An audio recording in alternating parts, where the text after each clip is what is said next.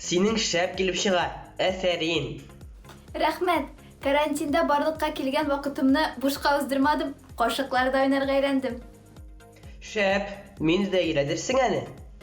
Теләгең булса, әлбәттә. Дуслар, сез беләсезме, иң беренче итеп агач кашыкларда скоморохлар уйный башлаган. Борынгы Россиядә музыкантларны шулай атаганнар. Скоморохлар кашыкларны бер-берсенә сугып, ритм чыгарган, күңелле җырлар башкарган.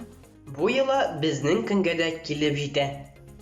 Халык җырларын башкарган һәр ансамбльдә кашыклар булырга тиеш. Кашыкларда уйнау күңелле генә түгел, файдалы да.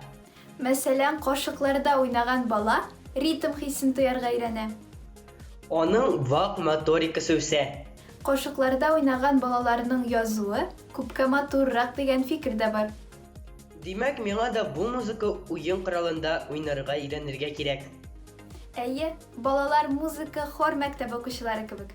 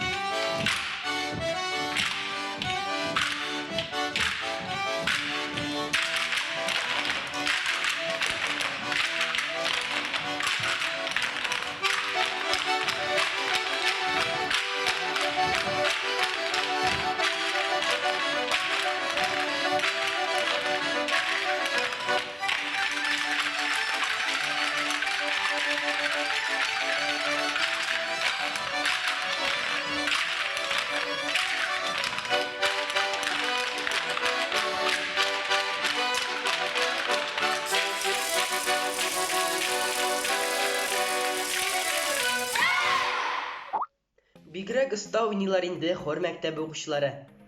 Әйе, алар кебек уйнау өчен тырышлык һәм теләк кирәк. Шаян ТВ каналын караучы балаларда бу сыйфатларның барысы да бар. Дуслар, безнең каналдан аерылмагыз, чөнки алда әле сезне тагын да кызыграк тапшырулар һәм мультфильмнар көтә.